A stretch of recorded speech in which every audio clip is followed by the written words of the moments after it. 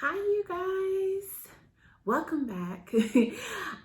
There is a special holiday or a special celebration day that is coming up in a few days. And I wanted to basically acknowledge this person and read a story that is based on their life.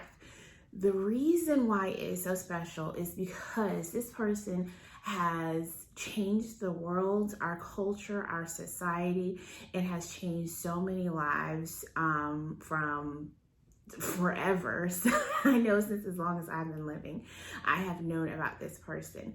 And again, this is not just a holiday or just a day off for students or for teachers and some people as well, but this is actually a celebration of a life-changing moment. So, without further ado, I wanted to read to you this particular story, which is called Martin's Big Words. And this is, again, the story of, or the life of Dr. Martin Luther King Jr.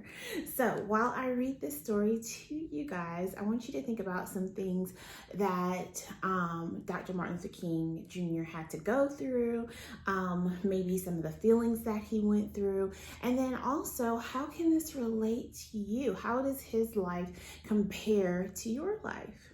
All right, so let's go ahead and get started.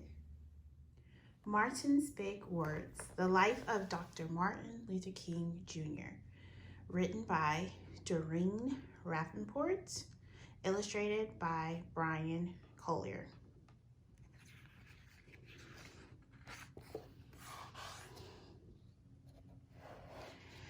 Everywhere in Martin's hometown, he saw the signs, white only. His mother said these signs were in all southern cities and towns in the United States. Every time Martin read the words, he felt bad until he remembered what his mother told him. You are as good as anyone.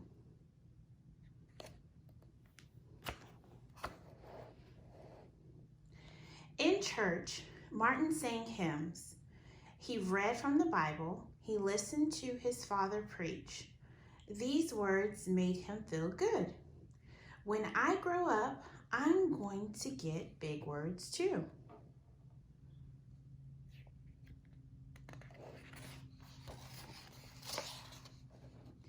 Martin grew up. He became a minister like his father, and he used the big words he had heard as a child from his parents and from the Bible. Everyone can be great.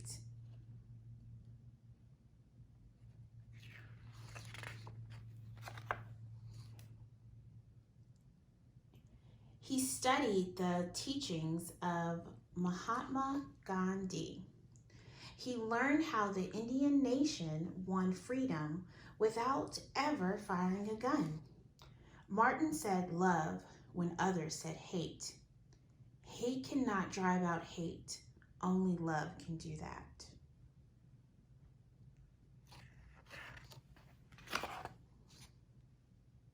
He said together when people said separate. He said peace when others said war.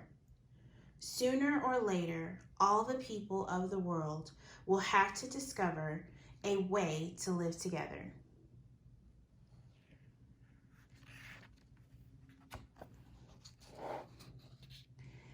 In 1955, on a cold December day in Montgomery, Alabama, Rosa Parks was coming home from work. A white man told her to get up from her seat on the bus so she could sit. She said no and was arrested. Montgomery's black citizens learned of her arrest. It made them angry. They decided not to ride the buses until they could sit anywhere they wanted.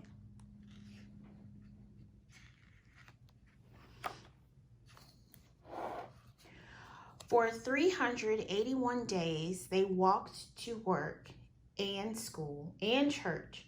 They walked in rain and cold and in blistering heat.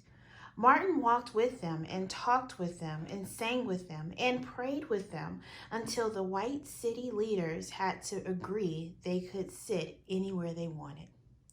When the history books are written, someone will say there lives Black people who had the courage to stand up for their rights.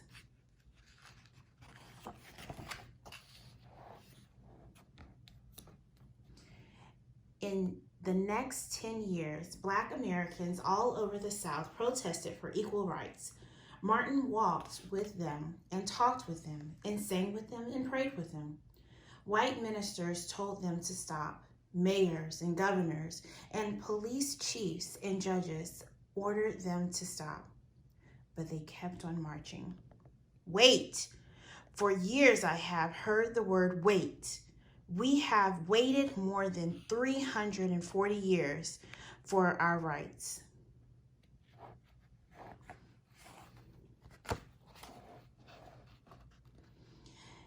They were jailed and beaten and murdered, but they kept on marching.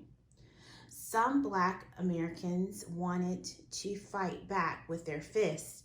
Martin convinced them not to by reminding them of the power of love. Love is the key to the problems of the world.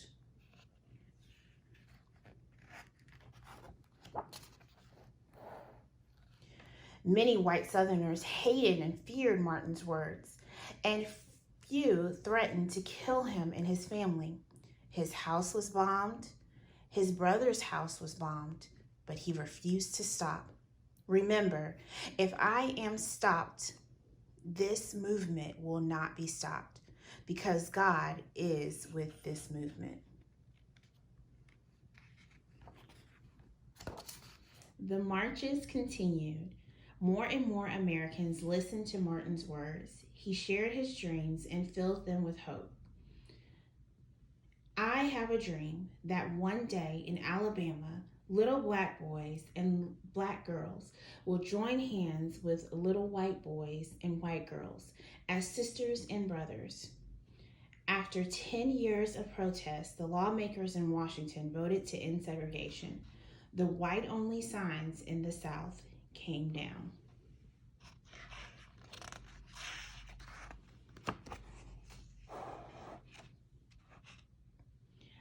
Dear Dr. Martin Luther King Jr. cared about all Americans.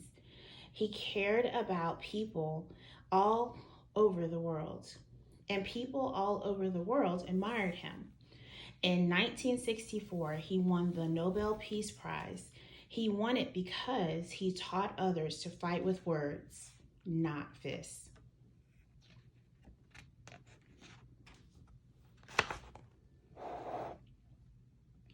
Martin went wherever people needed help. In April 1968, he went to Memphis, Tennessee. He went to help garbage collectors who were on strike. He walked with them and talked with them and sang with them and prayed with them. On his second day there, he was shot. He died.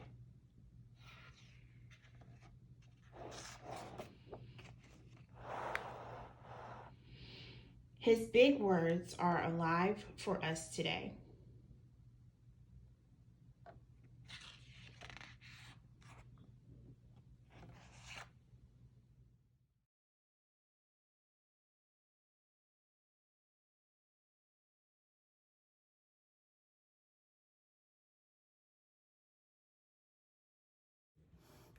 I love this story, mainly because it is the life of Dr. Martin Luther King Jr. And also I absolutely love the illustrations by Brian Collier. One particular illustration that I loved that he created is this one. I don't know, it just speaks so many volumes of what's going on, and the meaning behind it is just phenomenal. Another thing about this particular story, Martin's big words, is at the end of the story, even though we don't like the fairy tale ending of Dr. Martin Luther King Jr. being assassinated, He has done so much for our society and our culture, changing it and really knowing human rights and understanding it and pushing for it. Even though he has faced so many different obstacles and so many different challenges, he was able to speak and present his big words to everyone that actually just did change. At the end of the story, it does have a timeline of his life. And like I said, it doesn't just end with his assassination. It does tell his life continued to change, and his purpose continued to change even after his assassination. We had a lot of things go on. And then also at the end of this story, it does have additional readings and websites that we can visit to see more about Dr. Martin Luther King Jr. and all the things that he has done. So don't just think of this as a day off from school and a day off from just work in general, but think of this as a day of change and also a day of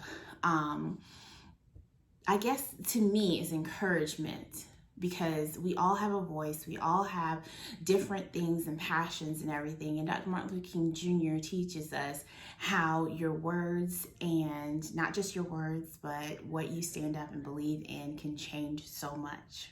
Okay? All right. Until next time, I hope to see you again soon with another good reading. Please share and like this video and let me know what you think. All right, bye y'all.